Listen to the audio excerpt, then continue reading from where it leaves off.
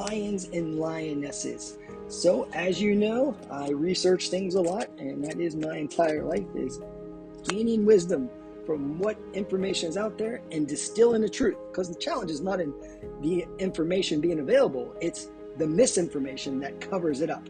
So I've been helping Tony finish up his book here and doing a lot of more research, even more than normal. And I discovered some things that are really cool that I think will give you more certainty and also just teach you some principles that will allow you to really become your own best personal trainer. And that's what we need. We can never delegate our health. We can never delegate our wealth. Those are two things you never want to do. Probably your relationships too, right? But I'll give you 3 pieces of information. The first one has to do with bone density. And this is a problem, I think, because a lot of people are trying to sell you things.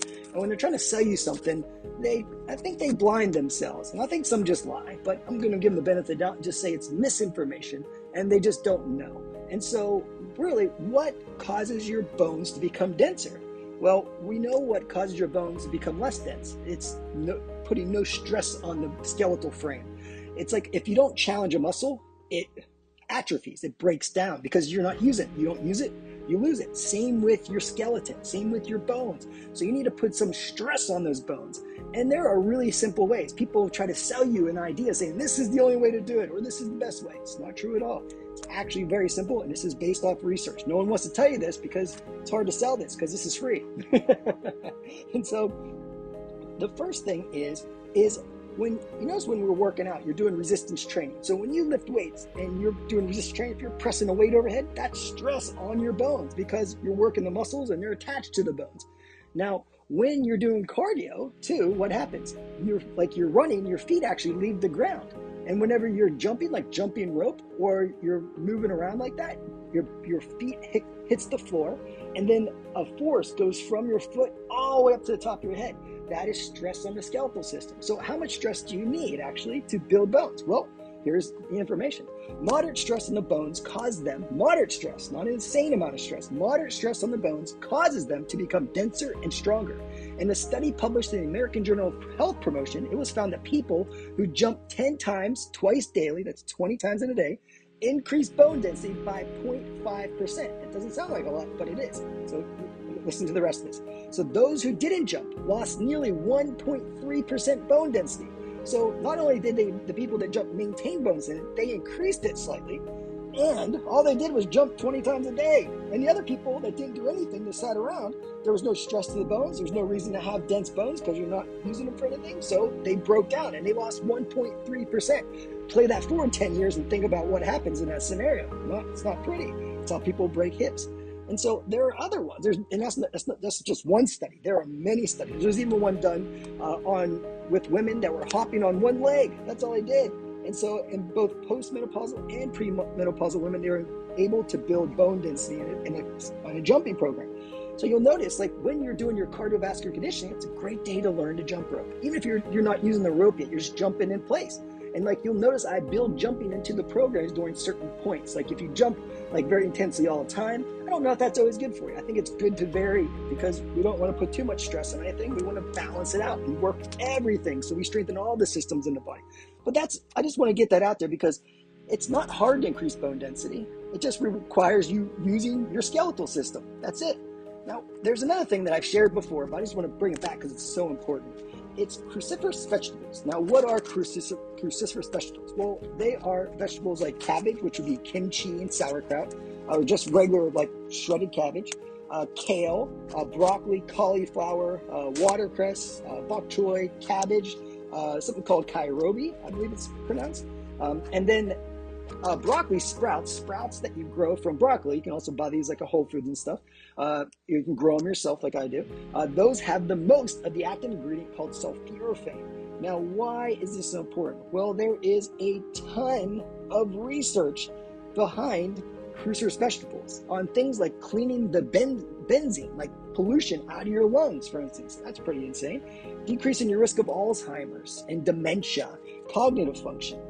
But also, a higher intake of cruciferous vegetables is linked to a reduced risk of cancers of the lung, of the ovaries, of the stomach, of the breast, of the prostate, and the colon, which is pretty amazing. And so there's a multitude of studies on this, but just getting one serving a day, like 100 grams or about a cup a day, has a estrogen balancing effect. It also has a sort of detoxifying effect because it affects different pathways in the body. One that is really important is this is supported by. So getting just one serving a day is great. Getting more would probably be even better. Just make sure when you're getting them, like broccoli sprouts are easy to digest. If you're eating raw broccoli, it's harder to digest. So start with a little bit and work your way up.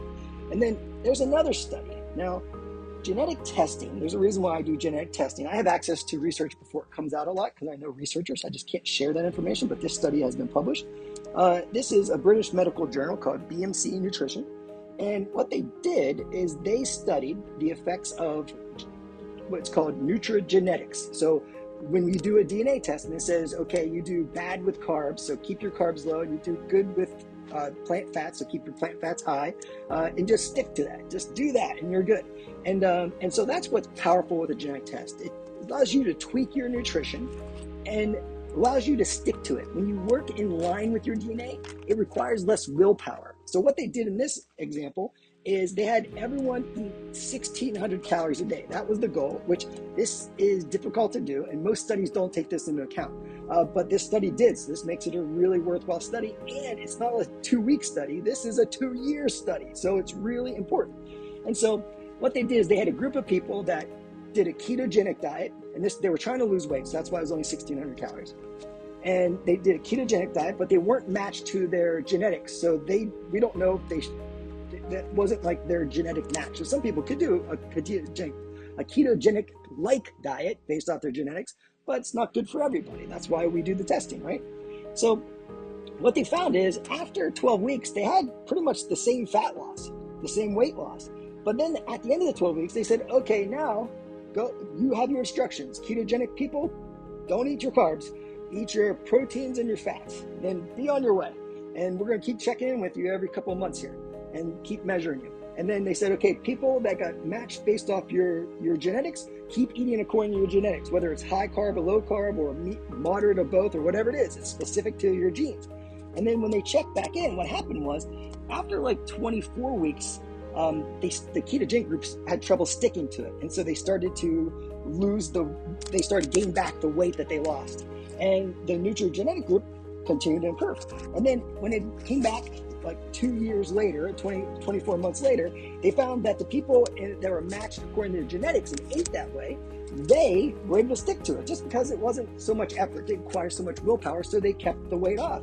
Whereas the people in the ketogenic diet, they didn't do as well and they had trouble sticking to it. So it's easier when you eat according to how your body's designed, according to your genes. That's what's important. It's not magic. It just requires less effort. Now, what is important, though, is they also looked, because we're looking at health, right? Not just weight loss. Weight loss is a side effect of health. That's what we look at. We look at total cholesterol, high-density lipoprotein, HDL. This is the good cholesterol in the body, and fasting glucose. And for both groups at the 2-year follow-up, they found that the group that was like forced the ketogenic diet, that didn't work with their DNA, these numbers increased in them. And the people that ate according to their DNA, all these improved. Their total cholesterol improved. Their good cholesterol improved. Their fasting glucose improved. So they're actually healthier by eating according to their genetics. So that's why we do this test. No matter, other people may not agree with it because they don't know this stuff. Like, you have to look for things. If you just go by what you read online, you wouldn't know this information. So we're looking at things that we can do for the rest of your life. We're not looking for the best result in 2 weeks because everything works for 2 weeks. But knowing this stuff, that if you eat a cup of cruciferous vegetables a day, 100 grams or so, and you know that if you know someone needs to increase their bone density, that's not going to work out, just have them start to jump a little bit. Teach them to jump rope or something, right? Just hop around. Have little kids jump around, get their bones strong, right? And knowing that when you jump, you're increasing your bone density too, and your strength in your muscles. There's a benefit to these things. Know what the benefit is. And then eating according to your genetics, you don't have to be perfect, but you want to err towards that. Like, you want to work towards that. If you're sensitive to fats, keep your fats moderate, keep them low. If you're sensitive to carbs, keep your carbs moderate, keep them low. You just don't make them the dominant choice. So if you're going to be a vegan and you're really sensitive to carbohydrates, that's pretty tough. So you might want to modify some things there and choose more fattier plant-based foods. Just knowing this is important because it's not just about weight loss, not the way you look, but it's about how you live and how you feel, and it's going to make you live longer. So I'm going to cut off there because I will talk forever, as you can tell. If you have questions, let me know. And tell me what you think about this. If there's certain things you want me to cover, I will be happy to do it in future audios. All right, my friends, you're the best. You're lions, not lambs.